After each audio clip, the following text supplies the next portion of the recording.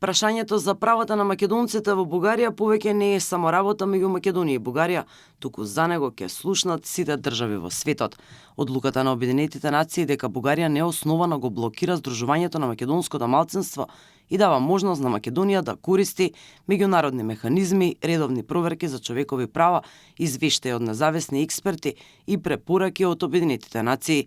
Проблемот излегува на голема сцена и станува меѓународна тема, а не само билатерален спор, коментираат дел од познавачите.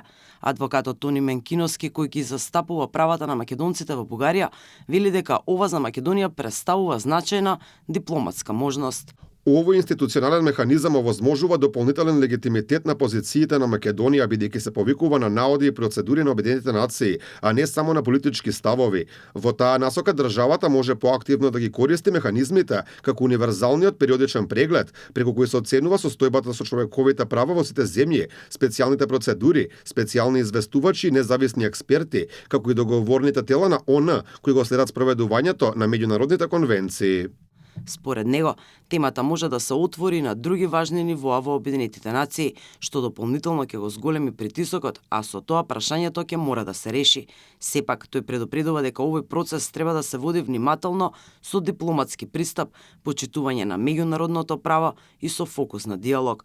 Вели дека целта на македонската власт треба да биде насочена кон постигнување на долгорочно решение, а не да има само краткорочен политички ефект. Пред неколку дена, Комитетот за човекови права при Обединетите нации утврди дека на македонците им е прекршено правото на здружување откако бугарските судови одбија да регистрираат невладина организација без јасно објаснување.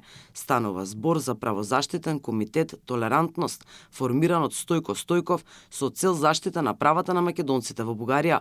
Обединетите нации бараат од Софија да ги преиспита одлуките и во рок од 180 дена да достави извештај.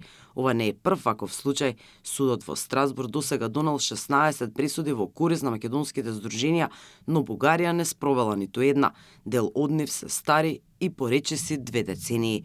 И покрај реакциите од Европа и сега од Обединетите нации, односот на бугарските власти кон македонците не се менува. Напротив, официјална Софија и понатаму тврди дека прашањето се политизира.